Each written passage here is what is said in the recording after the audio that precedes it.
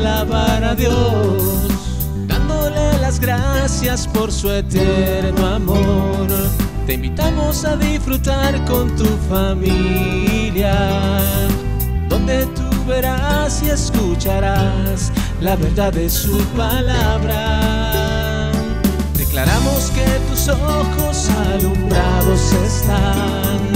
Bienvenido a tu programa,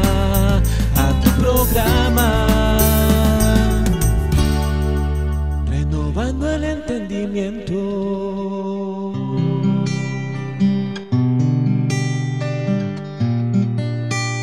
Renovando el entendimiento. Vamos desde aquí, desde Tegucigalpa, Honduras, para las naciones. Y lo mismo a todos nuestros amados televidentes allá a través de las cámaras de televisión. Los saludamos en esta hora, recibiendo también que sus ojos son alumbrados para recibir esta palabra de los cumplimientos totales de Dios. Muy bien, vamos entonces a estudiar el tema de hoy que tenemos programado para el día de hoy. Vamos a hablar primeramente de algunas notas especiales. Hay un diablo que habla de Hebreos 2:14, pero vamos a ver acerca. Este versículo es un versículo que está lleno de mucha información. Mucha información. Hebreos capítulo 2, versículo 14. Ahí lo tenemos en pantalla. Hebreos capítulo 2, versículo 14. Este texto está full de mucha información. Por lo menos trataré de avanzar lo más que pueda con el texto de hoy, porque la parte final es un tema que se nos llevaría casi prácticamente a la hora, porque hay que alumbrar los ojos del entendimiento con la exposición primeramente de la última parte, cuando habla del diablo. Cuando se lee diablo en la Biblia, normalmente se piensa en un cachudo, en un espíritu volátil, un espíritu volador, pero bíblicamente tenemos que ver cómo Dios pensó, cómo el escritor fue inspirado, a qué se refería conforme los contextos, que es importante siempre notarlo, acerca del tema. Un tema se forma con sus contextos y sus intertextos, porque eso es lo que nos dan a nosotros una sana doctrina. La sana doctrina no sale de un texto que se puede hacer y luego ya se vio el texto y eso es así, pero hay que ver también los contextos para que afloran y nos dan una enseñanza sana. Ahí se forma una enseñanza sana, porque muchas doctrinas se van formando de un texto. Entonces el pastor lo tiró el texto y ya se forma una doctrina y así es. Sin embargo, cuando ve el contexto, después a los años él se vio que había cometido un error al no ver más Biblia acerca de eso. Y nosotros tenemos el sumo cuidado de ir dando el texto y los contextos que se encuentran a veces en el mismo capítulo, en el mismo libro o en los otros libros de la Biblia, para que usted vea claramente de qué, por qué y para qué mantener unos principios muy importantes, bíblicos, muy importante atenderlo. Pero quiero comenzar viendo por lo menos estas primeras partes de los versículos con los textos acerca de este texto para ir viendo punto por punto esto. Entonces, en el punto número 1, voy a leer el versículo primeramente. Dice, Hebreos 2:14. Así que, cuando el escritor pone es un así que, es una conclusión a la cual él está llegando. Entonces, así que, por cuanto los hijos participaron de carne y sangre, él también participó de lo mismo para destruir por medio de la muerte, que fue su muerte, al que tenía el imperio de la muerte, esto es, al diablo. Entonces, con la muerte se destruye, con la muerte de Cristo se destruye tanto al emperador como al imperio. Ahí habla, hay un imperio y hay un emperador. Ambos fueron, la palabra que usa ahí es destrucción. Dice que destruye eso. Pero quiero comenzar en la primera parte. Dice, así que por cuanto los hijos participaron de carne y sangre. Primer punto. Por cuanto los hijos participaron de carne y sangre. ¿De qué hijos está hablando? ¿Cuáles hijos? ¿Quién es el padre de ellos? ¿Quién es el papá de ellos? Entonces, fíjate, por cuanto los hijos, primera acción, hijos, luego participan de carne y sangre. Quiere decir que estos hijos ya eran hijos antes de participar de carne y sangre. Así que por cuanto los hijos, ¿y dónde estaban esos hijos para que vinieran a participar de carne y sangre? La participación de carne y sangre, quien lo hace naturalmente son los padres terrenales. El Padre terrenal es el que engendra carne y sangre. El Espíritu no lo engendra el papá y la mamá. Ese viene engendrado por Dios. Allá en Juan capítulo 1 el Señor decía, los cuales no son engendrados ni por voluntad de carne ni por voluntad de sangre, sino de Dios. Dios es el que engendra eso. Entonces, miremos este contexto ahí en Hebreos capítulo 12. Siempre el mismo escritor de Hebreos nos da el contexto allí, dice, en Hebreos 12:9.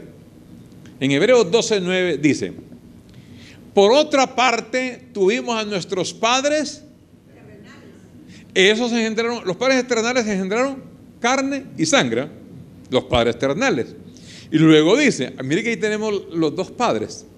Teníamos nuestros padres terrenales que nos disciplinaban y los venerábamos. Cuando el papá de uno lo disciplina, entonces el hijo queda agradecido por la disciplina, aunque ninguna disciplina al presente parece ser causa de gozo y después. No, a nadie le gusta que lo disciplinen, pero después da fruto apacible. Y luego dice, pregunta, ¿por qué no obedeceremos mucho mejor al Padre de? Y ahí sí se puede vivir. Si se obedece al Padre terrenal, pregunta el apóstol, ¿por qué no obedeceremos mucho mejor al Padre de los espíritus y viviremos? Entonces, tenemos un Padre terrenal, un Padre carnal que engendra carne y sangre, pero tenemos un Padre espiritual, Padre de los espíritus. El Padre nuestro es del espíritu. Esa podríamos decir, esa cantidad de espíritu fuimos nosotros formados por nuestro Padre espiritual. Ahora, volvamos al versículo 14 de Hebreos 2. Hebreos 2:14, mire lo que dice.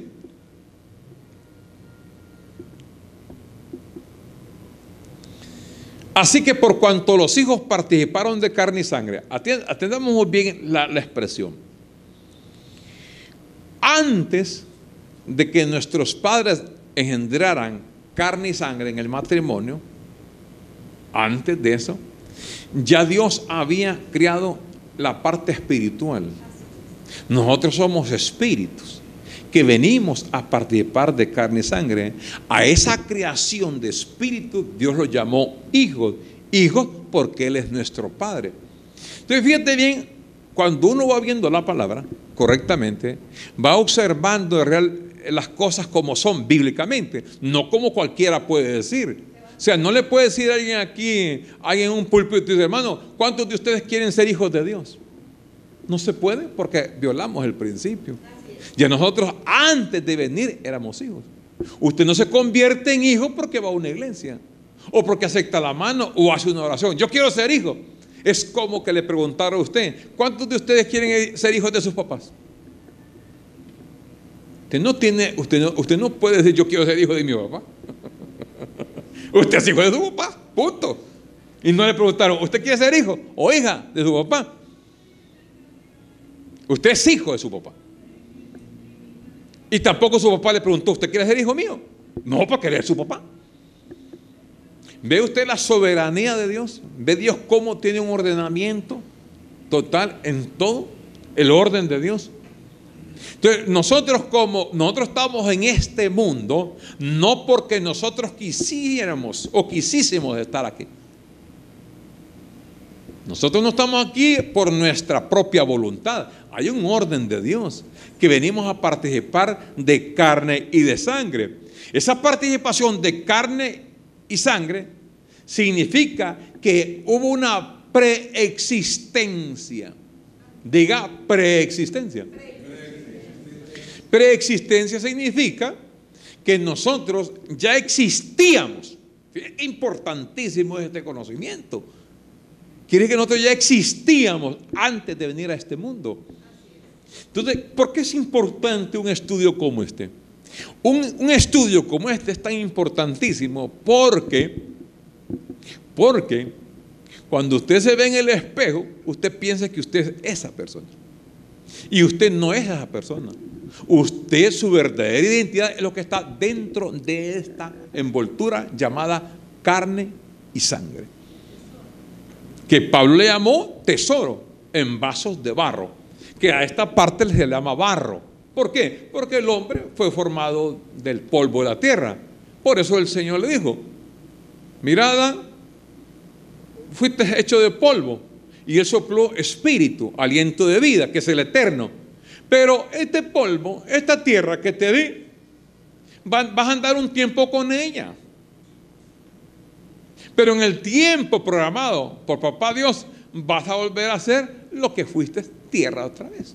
Entonces, el hombre, al morir, vuelve a ocupar su naturaleza. Entonces, aquí no hay una disyuntiva de decir, cuando me muero, ¿para dónde voy? Eso está claro ya. El Espíritu es de Dios. Él es el Padre del Espíritu. Y esta envoltura terrenal, barro, va donde le pertenece. O sea, cada naturaleza agarra de su lugar de donde es. La tierra va a la tierra y el Espíritu, dice Eclesiastés 12:7, vuelve a Dios quien lo dio. El Espíritu es de Dios. Eso es propiedad. La tierra tiene su propiedad. Esa se va a hacer tierra con la otra tierra. Y el Espíritu, nuestra vida espiritual, es la verdadera.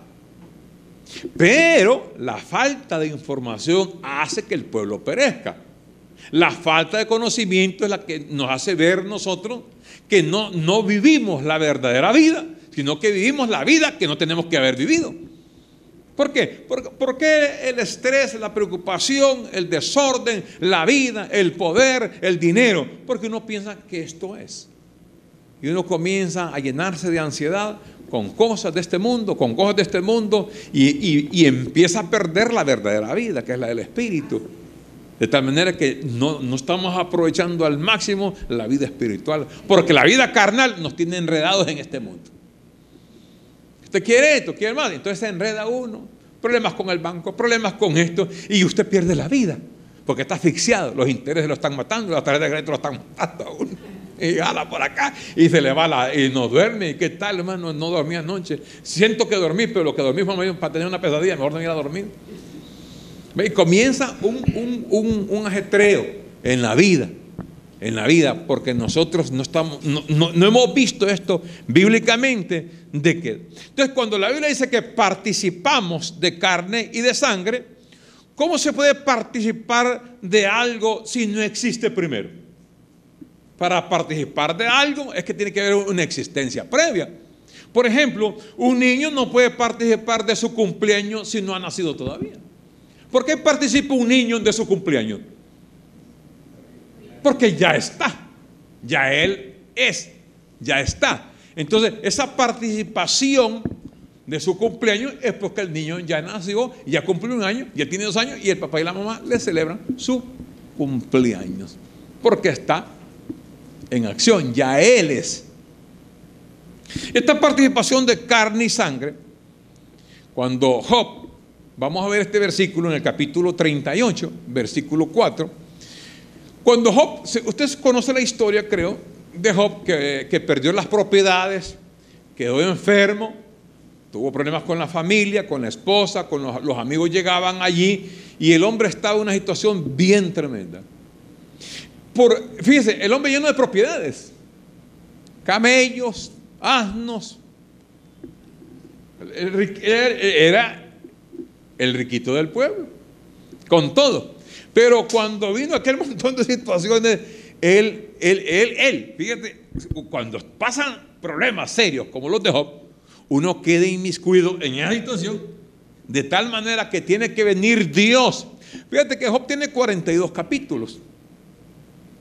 Y del 1 al 37 no hablan Dios nada. En el 1 comienza un poquito, después no vuelve a hablar Dios nada. Solo los amigos y él. Hasta en el 38 es que habla Dios.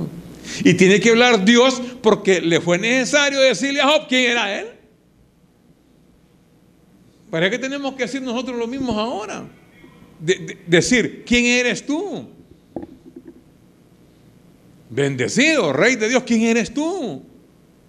Aquí la situación, mire aquí, usted pregunta, ¿cómo está?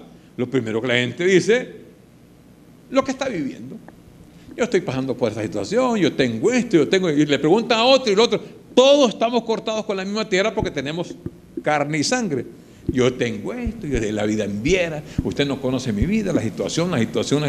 Tiene que venir Dios. En este caso tiene que venir usted con esta información. Dile, ven para acá. La vida tuya no es esa, está sufriendo por gusto. La vida es muy corta. Pero ¿qué te está pasando? Entonces Dios tiene que intervenir con Job y decirle a Job, Job, ¿dónde estabas tú cuando yo fundaba la tierra? ¿Qué pregunta?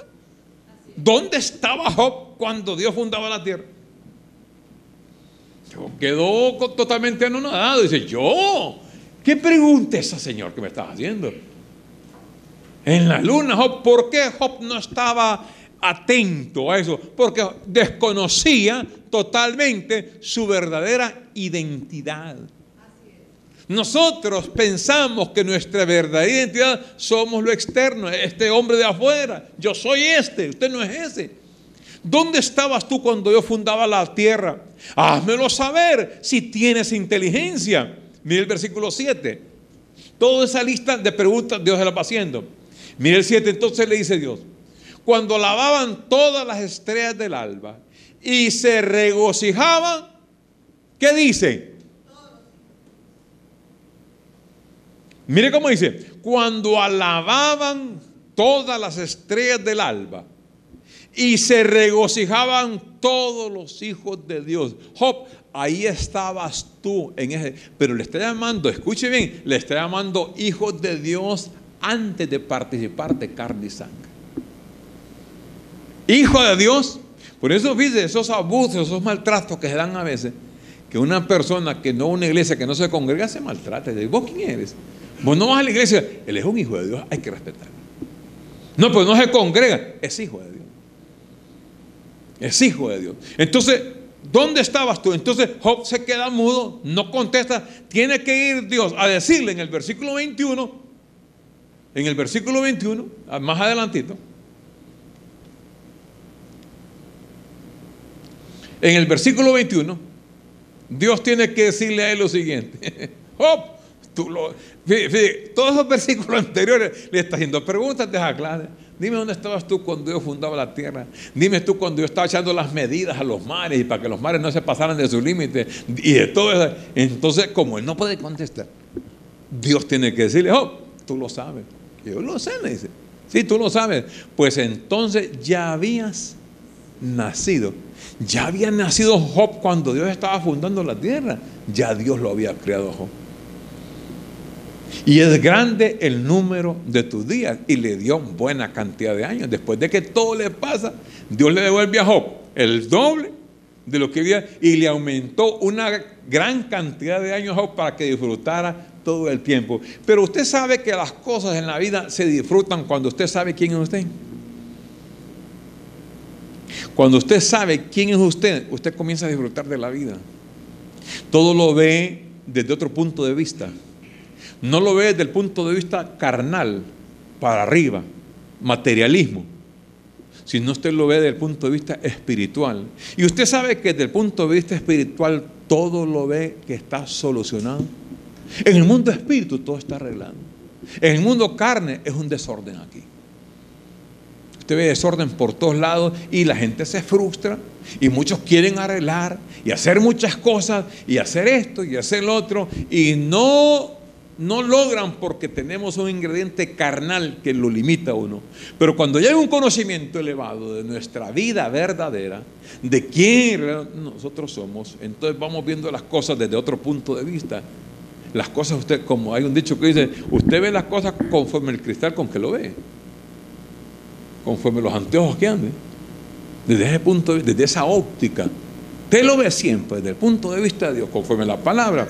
Usted va a ver la vida diferente, totalmente. Pero si seguimos en este mundo con la misma situación y queremos cambios haciendo lo mismo, jamás lo vamos a ver porque no hay cambio, a menos que nosotros miremos las cosas conforme la palabra. Conforme la palabra usted ve una bendición permanente, usted ve a las personas excelentes, usted ve todo diferente. Entonces, este primer punto del estudio de Hebreos 2.14, que dice, por cuanto los hijos participaron de carne y sangre, es un primer punto. Los hijos participaron de carne y sangre. Todos nosotros participamos de carne y sangre. Ya cuando venimos a este mundo hay una identidad que hasta este día está desconocida, nuestra verdadera identidad, porque nadie nos ha explicado qué es lo que somos nosotros en realidad. ¿De dónde venimos? ¿Qué hacemos? ¿Y para dónde vamos? Entonces nos enfrascamos en detalles en la vida, situaciones en la vida, y a veces situaciones muy pequeñas, y por cositas pequeñas perdemos el reinado. Una cosa pequeñita y usted perdió el día. Se le fue el día por estar en detalles que valdría la pena haberlos saltado si hay un conocimiento que prevalece en nosotros. Entonces miremos la parte 2 de este versículo, Hebreos 2.14. Vamos a la parte 2. Mire cómo dice. Así como nosotros participamos de carne y sangre, hay una coma, y dice, él también.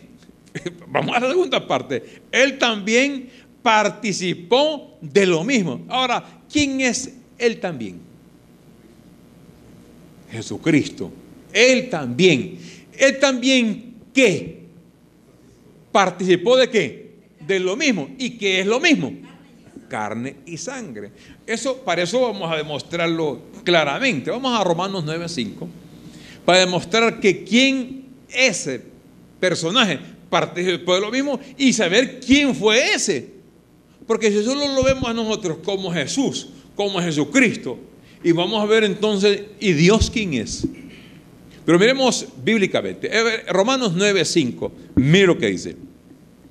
De quienes son los patriarcas y de los cuales, según la carne y sangre, vino y participó de carne y sangre, según la carne vino Cristo, el cual es Dios. ¿Quién era Cristo? Dios. Entonces, fíjense, nosotros no podemos ver dos personajes diferentes. Ese Cristo es Dios. Ahora, ¿quién es el Cristo? ¿Quién es el que participó de carne y sangre? A ese le pusieron por nombre Jesús. Así fue el nombre que el ángel le puso y le dijo a María, el niño que va a nacer es un santo ser y va a llevar el nombre de Jesús. Los nombres, digamos, en esa época, hoy casi no se usa mucho poner nombre conforme a un significado. ¿A usted le gustó ponerle un nombre y le pusieron ese nombre? Antes el nombre tenía un significado. Y el significado de Jesús o Yeshua era Salvador. Dice, Él es Jesús. Su nombre se llama Jesús. Jesús, porque Él salvará a su pueblo de sus pecados. ¿Quién es el pueblo que estaba en pecado? El pueblo de Israel. El pueblo de Israel ocupaba un Salvador que lo salvara ¿de qué? De sus pecados. Esa fue la misión que Él traía. Entonces, ese Jesús, ese Cristo, dice que vino según la carne. Bien importante entender esto. Según la carne. Él también participó de lo mismo. Él también participó de carne y sangre. Ese Cristo vino según la carne, el cual es Dios sobre todas las cosas, bendito por los siglos de los siglos. Miremos otra declaración en 1 Timoteo 3:16. Otra escritura. 1 Timoteo capítulo 3, versículo 16. Mire cómo dice el apóstol. E indiscutiblemente, grande es el misterio de la piedad. Dios fue manifestado en carne. Diga, grande es el misterio de la piedad. Este es un misterio. ¿Por qué es un misterio? Porque Dios, Jesús, Espíritu Santo. Entonces usted ve 1, 2 y 3. Pero Pablo dice es un misterio. Es un misterio mientras no salga la revelación. Una vez que el misterio es revelado, deja de ser misterio. Sigue siendo misterio en cuanto a revelación. Pero una vez que revelación, revelar es quitar el velo y se ve clarito. Entonces cuando se ve clarito, ya no es misterio. Es un misterio escondido que estaba. Ahora deja el misterio. Entonces cuando hablamos de Jesús y de Jesucristo, estamos hablando que ese es un misterio, y el misterio consistía en que Dios fue manifestado en carne. Dios, fíjate bien cómo dice, Dios fue manifestado.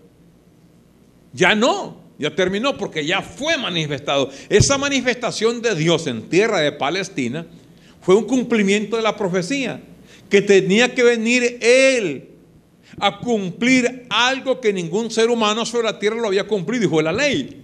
La ley que Dios le dio a los israelitas, nadie la cumplió. Él mismo les dijo, di leyes que ustedes no pudieron cumplir. Entonces viene Dios, tiene que manifestarse Él, a través del vientre de María, y manifestarse en un cuerpo de carne, un cuerpo de carne, el cuerpo de Dios. Ese traje que se puso se llamó Jesús. Es igual al suyo. Traje mío se llama Edward Orellana, Luis Miguel Orellana, Karen Sierra, Dixiana Sierra. No son familia, pero son. Y se va manifestando, y se va manifestando. No, ¿nombre de qué? Del traje, del barro, del cuerpo. Tenemos un nombre para identificarnos aquí, para que no confundimos todo. ¿Usted cómo se llama? Bueno, tal. Y ustedes lo llaman por nombre. Nombre. Entonces Dios se puso el nombre. El nombre fue Jesús. Jesús es el nombre de Dios. En ese cuerpo estaba nada más y nada menos que el mero. Dios. Dios, dice la Biblia. Dios fue manifestado en carne. Dios se vino y se metió en carne, en un cuerpo llamado Jesús. Yo como hijo, espíritu, vine a participar de un cuerpo llamado Edward Orellana. El cuerpo mío se llama Edward. Ese es el nombre que yo tengo. Pero mi verdadera identidad no es Edward, sino espíritu. Mi verdadera identidad es espiritual. Entonces, esa vida espiritual, sin el conocimiento, se tenía aislada, se tenía abandonada, y uno de gran vivo quiere tirársela del Superman, el superhéroe, resolviendo problemas que no puede resolver. Y lo que termina es frustrado, decepcionado, y hasta mucha gente que ha hecho, o se tiran del puente, se meten en un tiro, una pastilla de curar frijoles, adiós mundo cruel que hasta ayer estuve en ti. Se va la gente, se muere de decepción, porque ellos quieren, ellos. Pero cuando usted conoce que usted es un espíritu y que nuestro Padre eterno lo mandó aquí a la tierra, a este mundo, con una misión, a este mundo, y si usted no sabe su misión, a qué vino este mundo, tiene graves problemas también. Porque va a andar aquí, ahí, mira, andar virote solo, del tingo al tango, hasta cuando ya Dios lo agarre. Muchacho, estás perdiendo el tiempo. Estás metido en enredos, en embrollos, en situaciones. Ven para acá. Este es el plan. A este mundo fuiste. ¿Cuántos años tienes? Como le preguntaron a Galileo Galilei. Tenía más de 70. Tengo 7. Le digo, ¿cómo? 7. ¿Y por qué 7? Es que los años que pasé ya no son, ya los pasaron. Los que me quedan son los que calculo 7. Me gustó esa forma, ¿viste? ¿Cuántos años tiene? 7. Son los que me quedan por delante, echando un balancito que iba a cumplir los 82. Si usted tiene 60, usted dice, ya tengo tanto, digamos los robustos. ¿Cuántos años tiene? 20, 25. Son los que pasaron en historia. Ya se fueron. Los que vienen son los buenos. Son buenos con este conocimiento. Cuando usted recibe la palabra, usted va a ver que cada día lo va a agarrar con galleta, buena mañana. Que van a haber problemas todo el tiempo. Que van a haber situaciones todo el tiempo. Ahora el asunto es que usted tiene una capacidad tiene usted una autoridad de parte de Dios para poder sobrellevar la carga que usted tiene y ayudar a sobrellevar cargas de otros. No dije a llevarlas, a sobrellevarlas. Porque hay gente que se carga con cargas que no son de él. Y uno no tiene capacidad para llevarle cargas a nadie. Usted puede sobrellevar. Porque usted agarra un poquito de alguien, ya puede ser cualquiera. Y usted va a andar todo doblado ahí, agachado y con dolamas en todo el cuerpo. Porque usted está cargado. Ese estrés que normalmente le agarra aquí abajo de la nuca a uno. Una dolama que parece cemento. El merengue es nada al lado del... Usted va a andar cargado, agobiado. ¿Y qué le trae? Ese mal humor. Usted va a andar triste. Usted no porque está enfrascado en una cosa que no tiene que hacer. Por eso yo veo tan importante. Por eso nosotros, como vimos en la familia de pagar un programa de radio, de televisión, perdón, y estar viniendo acá al Palo Hotel y pagar acá esto, para nosotros fue cuando vimos esta palabra de gran, como un honor, como un privilegio, porque vemos al mundo, a la sociedad, en situaciones bien lamentables. Entonces dijimos, vamos a invertir, porque necesitamos que esta palabra, como lo hizo en nosotros, dijo Pablo, como agarró gloria en nuestra vida, también la palabra del Señor corra y sea glorificada, que tome gloria en usted, para que usted vea la persona que usted es conforme a lo que está escrito en su palabra. Miremos otro texto allí en Juan capítulo 14, versículo 9. Juan capítulo 14, versículo 9. Juan capítulo 14, versículo 9. Esta es una plática que tenía el Señor con los discípulos. Y entonces Jesús le dijo, porque ellos le preguntaron acerca del Padre a Jesús: Señor, ya tiempo estamos contigo y nos hablas del Padre y del Padre, porque así tenía que leer Jesús, porque era un judío. Porque si dice que es el Padre, si no aceptaron ni que él era el Cristo y lo mataron, y les dije que era el Padre, lo malmatan antes de tiempo. Entonces les dijo él: tanto tiempo hace que estoy con vosotros y no me has conocido, Felipe. Le pregunta. Le dice el Señor a Felipe: el que me ha visto a mí, Felipe, ha visto al Padre. Fíjense bien, hemos visto el misterio. Dios fue manifestado en carne. ¿Dónde estaba el Padre? En Jesús. El que miraba a Jesús había visto al Padre. Lo que pasa es que al Padre no se miraba porque hay un velo. El velo es la carne y no se puede ver. Uno ve lo que ven los ojos. El espíritu no se ve. Entonces le dice él: ¿cómo pues dices tú, muéstranos al Padre? Le dice en el versículo 10 el Señor: ¿no crees que yo soy en el Padre y el Padre en mí? Las palabras que yo os hablo no las hablo por mi propia cuenta, sino el Padre que mora en mí, Él hace las obras. ¿Dónde está el Padre? Ahora está en nuestro espíritu. Dice 1 Corintios 6:10 que el Padre ahora mora en tu espíritu. Y las obras que yo las hago, no las hago yo, sino que también el Padre que mora en mí. Jesús lo dijo y usted lo puede decir también, porque el Padre está en usted. Ahí está el Padre. Entonces le dice en el versículo 11: creedme, Felipe, creedme que yo soy en el Padre y el Padre en mí. De otra manera, creedme por las mismas obras. De cierto os digo, el que cree en mí, las obras que yo hago, él las hará también, y aún mayores hará, porque yo voy al Padre. Y luego le dice, fíjese bien que aquí, cuando le sigue leyendo, parece que entra ya en una confusión, que el Padre está por allá y él está por acá. Pero fíjese que esa fraseología de Jesús, hablar del Padre y hablar del Padre por ahí y él acá, lo hizo para poder llegar a cumplir la obra que tenía que haber hecho en la cruz del Calvario. Porque si él sigue así, lo matan antes de tiempo. No, mira que la gente no creyó que él era. Nunca creyeron que Jesús era Dios. Porque Pablo le llama que es un misterio. Entonces, esa palabra, vamos a Juan, al mismo Juan capítulo 1. Mira el capítulo 1 ahora de Juan. Juan capítulo 1. mira el versículo 1, Juan 1:1. En el principio era el verbo, y el verbo era con Dios, y el verbo era Dios, la palabra. Mira el versículo 14 ahora.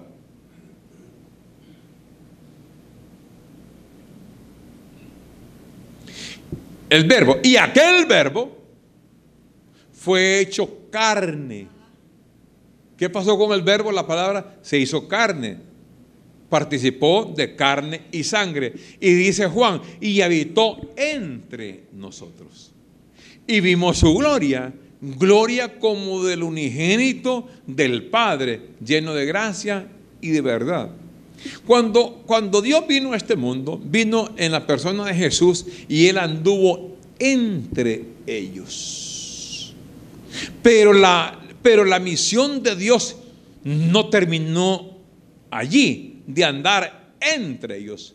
Ya, ¿por qué? Porque esa misión solo duró 33 años y medio. Luego Cristo muere, va a la cruz y Él no podía andar porque tenía cuerpo, carne y sangre. La misión de Él era estar en ellos. Vamos a 1 Corintios 6:17 para profundizar un poquito más el detalle de la vida de Dios ahora en nosotros. 1 Corintios 6:17. Entonces entendemos ahora que Dios vino, Él mismo vino a este mundo a realizar y a consumar su plan, su propósito. Dice el versículo, pero el que se une al Señor, un espíritu es con Él. Fíjate, nosotros como hijos de Dios, espíritu, venimos a participar de carne y sangre. Nosotros como espíritu venimos aquí. Entonces, ¿quién soy yo? Yo soy un espíritu. Yo soy un rey. Yo soy un Dios aquí en este mundo. Ahora, ese espíritu ya no está solo, sino que ahora Dios vino y se manifestó en su espíritu. De tal manera que la morada de Dios es en tu espíritu. Por eso esa es la expresión que Pablo le dijo a Timoteo, segunda Timoteo capítulo 4, versículo 22. Segunda a Timoteo capítulo 4, versículo 22. Mire cómo dice. Mire cómo le dice Pablo a Timoteo. El Señor Jesucristo esté con tu espíritu. ¿Dónde vivía el Señor Jesucristo? En el espíritu de Timoteo. Es en el espíritu. Entonces, la morada de Dios, ¿dónde está Dios? Está en tu espíritu. El tabernáculo de Dios es en el espíritu. Miremos esta última declaración en Apocalipsis capítulo 21, versículo del 1 al 3, cuando ya termina toda la obra y Juan ve que ya el diablo encadenado, encarcelado, todo lo de Apocalipsis. En el capítulo 21, versículo 1, sí, en el 1, ahí estamos en el 1. Dios le presenta la misión. Apocalipsis tiene 22 capítulos. Del 21 para atrás usted ve la gran bestia, ve al gran dragón, ve al diablo, ve los 4 jinetes, ve esto, todo eso. Todo eso fue ocurriendo en su momento. Todo esto fue cumplido ya. Al llegar al 21, Dios le muestra ya que todo había pasado y mire lo que le muestra. Entonces dije, Juan, vi un cielo nuevo y una tierra nueva, porque el primer cielo y la primera tierra pasaron y el mar ya no existía más. Está hablando de algo no literal, no fisiográfico. No está hablando de cielos arriba ni tierra abajo, sino que está viendo lo que dice en el versículo 22. Y yo, Juan, vi la santa ciudad. Mire la santa ciudad, ¿cuál es? La santa ciudad es la nueva Jerusalén, no la vieja que está en esclavitud, que da hijos de esclavitud, la que está en Palestina. La nueva Jerusalén, descender del cielo de Dios, dispuesta como una novia, esposa, no novia, la novia ya el matrimonio se llevó a cabo, dispuesta como una esposa ataviada para su marido. Y oí una gran voz del cielo que decía: he aquí, oigan esto, el tabernáculo de Dios con los hombres. El tabernáculo es porque los judíos tenían un tabernáculo de reunión, después se hizo el templo donde Dios moraba. En el tabernáculo en tiempos de Moisés, templo del tiempo de Salomón hasta el año 70 que fue destruido por el ejército romano. Allí moraba Dios. Dios descendía y moraba en el tabernáculo. Dios venía y descendía y moraba en el templo de Salomón, y se manifestaba Dios en la gloria chequina como espíritu. Pero ya después, cuando ya Cristo hace la obra en la cruz del Calvario, ya los cielos nuevos, que es el nuevo gobierno de Dios, que ya no es israelita, sino que es un gobierno espiritual, el régimen nuevo del espíritu. Entonces Dios viene ahora a morar en ese tabernáculo, y ese tabernáculo es el espíritu del hombre. La morada de Dios ahora es en espíritu. Ya Dios no habita en templos hechos por manos humanas. El edificio que se hace la gente para reunirse, digamos, por ejemplo, aquí este es un salón. Aquí nos vamos nosotros. ¿Quiénes somos nosotros? Nosotros somos los templos. Salimos de este local. Y cuando salimos nosotros, aquí va Dios también. Entonces, después de que nosotros nos vamos aquí pueden venir los dueños y decir, bueno, traigan las bolas que giran, pongamos la discoteca, y comienza la gente a bailar y hacer un montón de cosas, porque aquí no hay nada ya. ¿Por qué? Porque ya Dios se fue en sus templos. Porque el templo de Dios somos nosotros. Antes, por eso es bueno mirar las cosas, lo que era antes y lo que es después. Antes Dios moraba en el templo, Dios moraba en el tabernáculo, ahí era la presencia de Dios. Y por eso hizo Moisés un lugar, un atrio, luego hizo un lugar santo y el lugar santísimo. Dios no estaba ni en el atrio, ni en el lugar santo, sino en el santísimo. Y el santísimo estaba dividido, el lugar santo, con una cortina. Y a ese lugar santísimo no entraba nadie más que el sumo sacerdote. Los sacerdotes oficiaban el culto en el atrio y en el lugar santo. Allá estaban los lavamientos y la gente que llegaba a hacer toda la ceremonia. Pero una vez al año solamente el sumo sacerdote entraba al lugar santísimo para expiar los pecados del pueblo. Los pecados, una vez al año. Todos los días el sacerdote normal expiaba los pecados allí en el lugar santo. Era una expiación. Pero los sacerdotes pecaban también. ¿Y quién les quitaba los pecados al sacerdote? El sumo. Y el pecado del sumo, ¿quién se lo quitaba? Dios. De tal manera que cuando el sumo sacerdote entraba al lugar santísimo, nadie lo miraba porque estaba la cortina. Y el hombre entraba amarrado con una soga a oficiar el culto. Si el sumo estaba engañando al pueblo, que él era el sumo y que no pecaba, ahí se sabía si pecaba o no pecaba. Porque si el hombre estaba en pecado, ahí nomás caía muerto. Y como nadie podía entrar, porque era santísimo, entonces para eso era la soga. Porque el hombre oficiaba caminando. Y en los pies andaban unas campanitas. Y cuando el hombre caminaba, sonaban las campanas. Por eso quedaron los repiques hasta el día de hoy. Suenan las campanas. Y el hombre sonaba. Entonces el pueblo decía, está vivo, está vivo. Y el hombre oficiaba el culto. Pling, pling, y las campanas dando. Cuando no sonaban las campanas, el pueblo quedaba esperando. Dice, no se oyen las campanas. Algo pasó. ¿Y qué fue? Murió. Entonces, ¿y quién los acaba? La soga. A jalarlo, se ha dicho. Y si era sumo,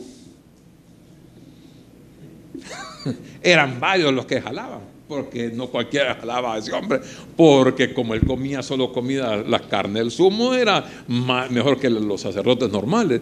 Entonces el sumo era jalado porque Dios lo ajusticiaba, porque le estaba expiando los pecados de él, los pecados de los sacerdotes y los pecados del pueblo. Entonces él entraba por una puerta y cuando oficiaban salía por la puerta. Era el día más lindo para todo el pueblo de Israel.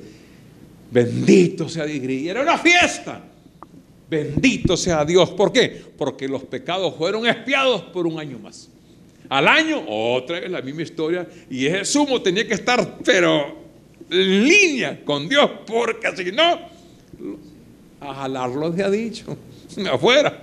Y lo jalaban. De tal manera que cuando ya Dios cambió el pacto y dijo, ahora el tabernáculo mío, mi morada, mi templo serán ustedes. Señor, y aquí ya no, porque ya Dios no habita en templos hechos por manos humanas. De tal manera que los judíos, después de tantos años, mire, 2000 años, jamás pueden construir otro templo, que sería el tercer templo, porque el primero fue destruido, el otro lo destruyó Roma en el año 70, y no han podido hacer nada, y solo Dios les dejó un muro, que lo vamos a ir a ver un día de estos, para que se lamenten ellos. El muro de los lamentos se le llama, el muro de las lamentaciones.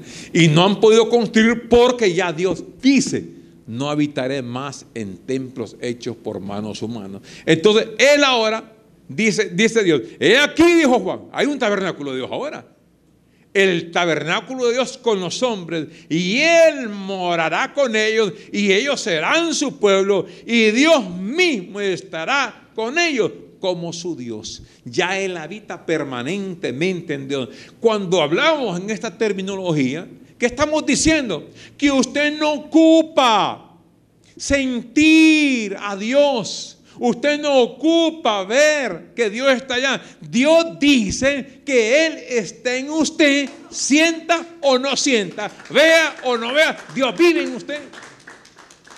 Es certeza de la palabra. ¿Por qué? Porque eso le quita un montón de peso encima, porque Él dice, ay, no siento la presencia, estaré en pecado, estaré en mal, no tengo la presencia. ¿Cómo no? La presencia de Dios está en usted. Ahora lo que pasa, que el Espíritu usted lo puede contrictar por una obra en la carne. Usted anda en cosas incorrectas, el Espíritu de Dios está contristado en usted. El Espíritu de Dios está apagado en usted, no hay vida. Y usted la vida que tiene es vida de carne, pura carne, haciendo cosas incorrectas. Porque usted ha contristado al Espíritu de Dios por obras carnales. Una obra carnal contrista la vida del Espíritu. Usted se siente la conciencia. La persona que tiene conciencia sensible, usted sabe y sabe que sabe cuando ha hecho una cosa incorrecta. Usted dice, no me conviene más. Ahí le pone tijera a eso, no más. Me quedo hasta aquí nomás, y usted se rectifica. Por eso es, vamos a Romanos capítulo, mire lo que dice Romanos capítulo 8, versículo 2. Y vamos a leer el 3. Mire cómo es el 2. Porque la ley del Espíritu de vida, ese es el mismo Espíritu.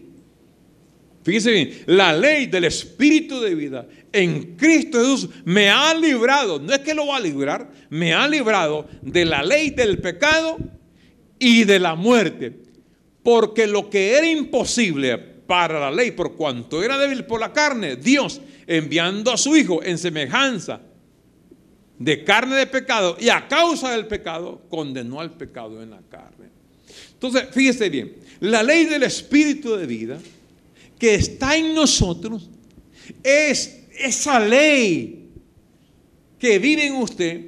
Usted no ocupa que alguien le diga, mira, esto es malo, no bebas, no fumes, no parrandies, no mujeries, no hombreríes, porque como también está es que la gente sobre al hombre dice, no mujerías le dicen al hombre, pero a la mujer nunca le dicen nada, y la mujer también puede hombrerear, no sombrerear. Hombrerear. No se ocupa, no robes, cuidado en el supermercado, porque hay cleptómanos que se van por, ellos no sienten, harán mínimos, se los comen en el mercado, estas uvas no las ocupan, dice, las comen, y agarran chocolate, y solo de los caros, ¿va? Y normalmente así andan agarrando, ellos les dicen cleptómanos, o sea, agarran cosas y yo no sé hasta qué punto se dará cuenta, no se dará cuenta, pero cuando usted tiene el espíritu de vida, que no está contristado, ya usted respeta. Usted no puede agarrar, pero ni aunque el palo de naranja del vecino se le venga la rama para acá a uno. Dice, esta rama está para acá, solo para acá cae. Usted no la puede, tiene que ir a pedir permiso. Señor, mire, aquí, mire que esta rama está, ¿me puede dar una naranja aquí que están bajitas, solo están de agarrarla, ¿va? Hasta que la autorice. Usted no puede decir, no, de noche nadie me mira. Es que la medianoche es como el mediodía delante del Señor. Pero eso que no hace el Espíritu de vida. Es una ley. La ley del Espíritu de vida es la que le hace a uno un comportamiento. Por eso es que en la vida, cuando nosotros comenzamos con esta palabra, que realmente es una palabra que Dios nos ha dado este privilegio de hablarla, es una palabra donde los mandamientos no existen aquí ya. No hay normas aquí es prohibido prohibir, hasta más bien es prohibido prohibir, porque si usted prohíbe prohibir, ya está prohibiendo la prohibición. Entonces no se puede decir prohibido prohibir, porque usted prohíbe la prohibición. Entonces aquí quejamos, como decía Pablo, fíjate que Pablo, bien interesante lo que él dice, así que hermano, os encomiendo a Dios.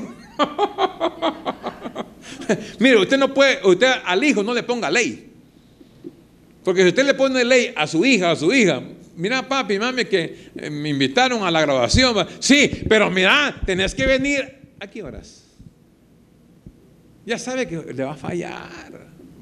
Entonces usted diga, hija, te encomiendo a Dios y a la palabra de Dios, que el Espíritu, ahora podemos decir que la ley del Espíritu, hijo, que la ley del Espíritu de vida en ti guíe tus pasos, porque usted no puede poner ley, porque la ley produce desobediencia. Si no, pregúntele a Adán, ¿usted qué le pasó con el árbol prohibido?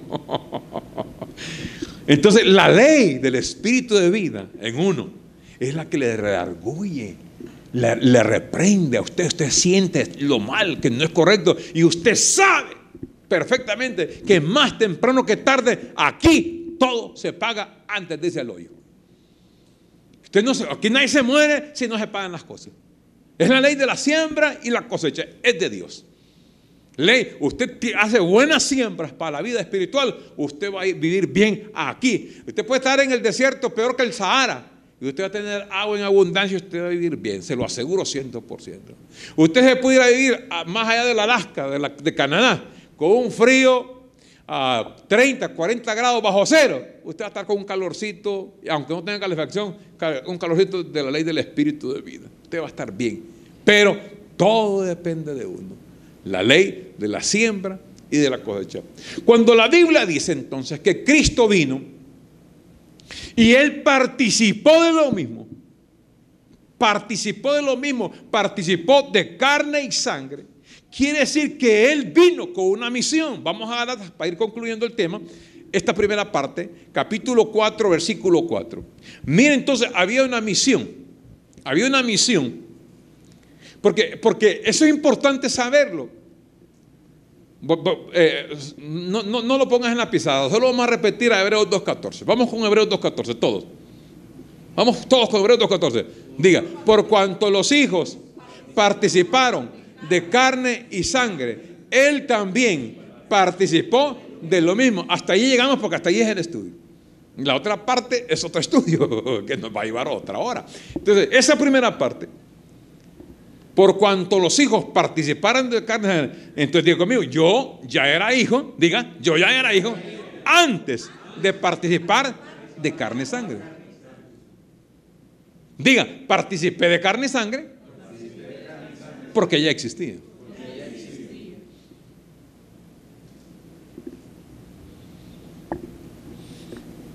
Cuando Dios vino en carne y sangre, Él venía con un propósito. Yo quiero que también entendamos que nuestra venida a este mundo tiene un propósito. Usted no solamente vino a estudiar, a graduarse, a casarse, a tener hijos, tener cipotes, tener nietos y tener... Esa no es su vida, esa es vida terrenal. Pero tenemos que remontarnos a la vida del Espíritu. Esa es la verdadera vida. Entonces, entender la misión. Pero vamos a ver la misión de Dios. Gálatas capítulo 4, versículo 4. Mire cómo dice.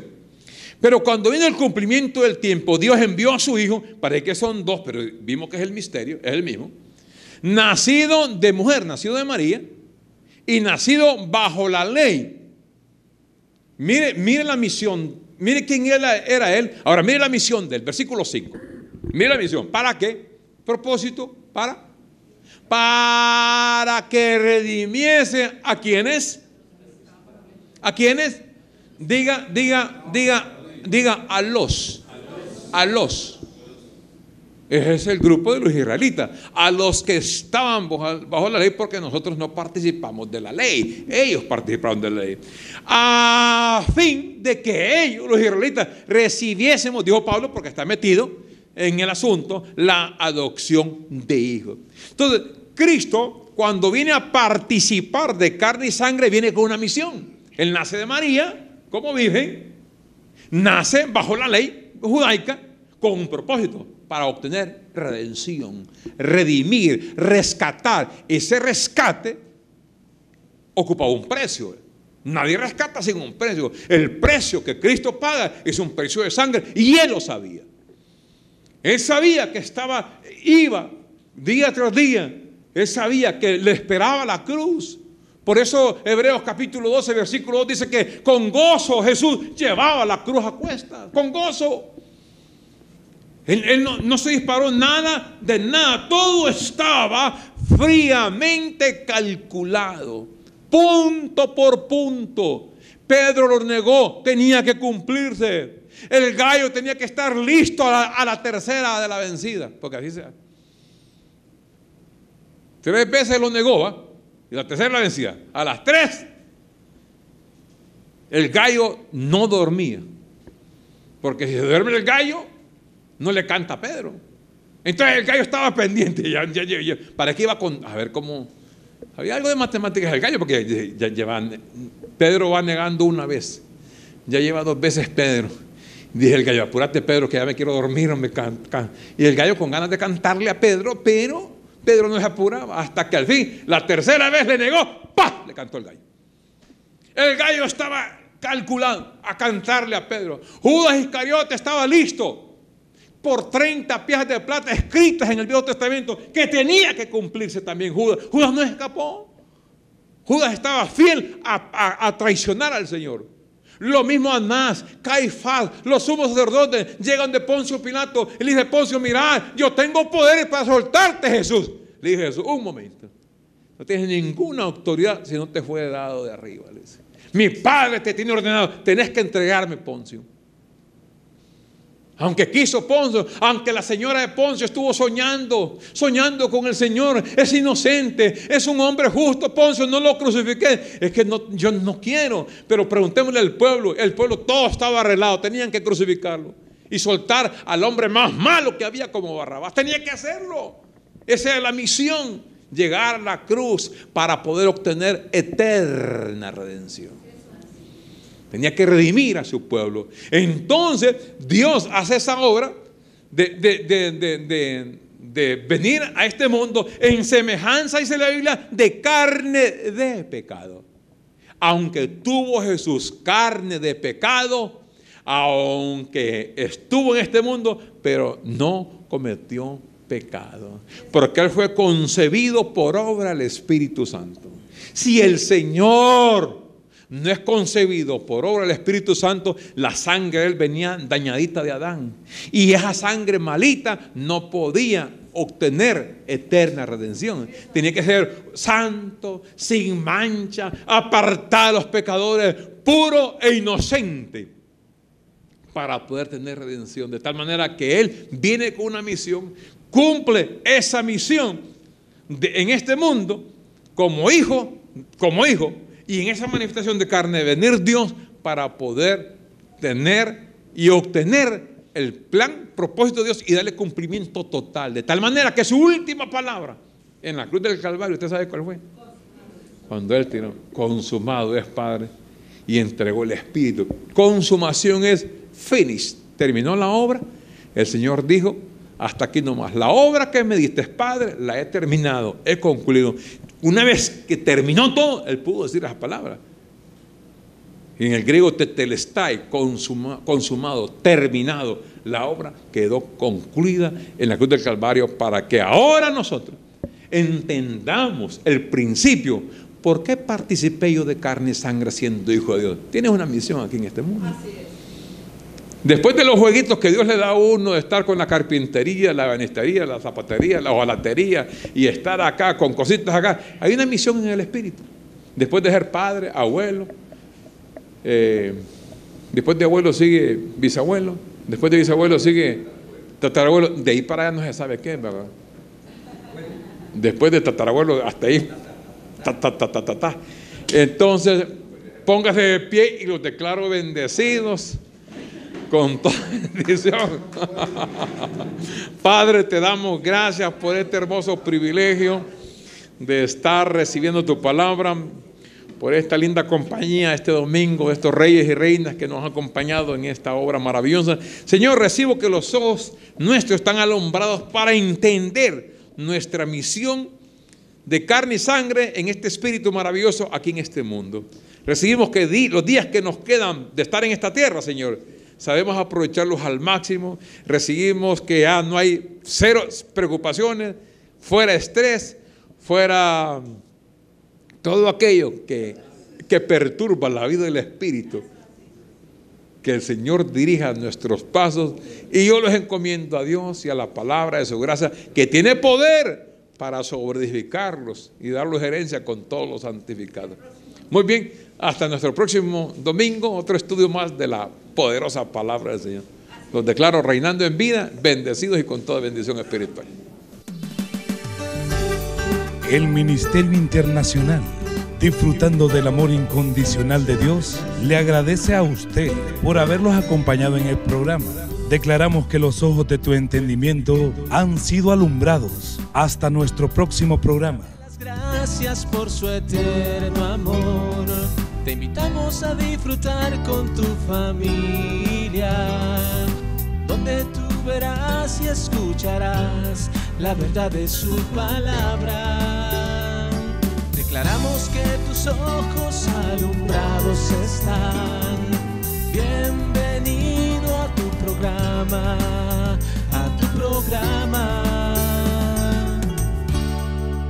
renovando el entendimiento.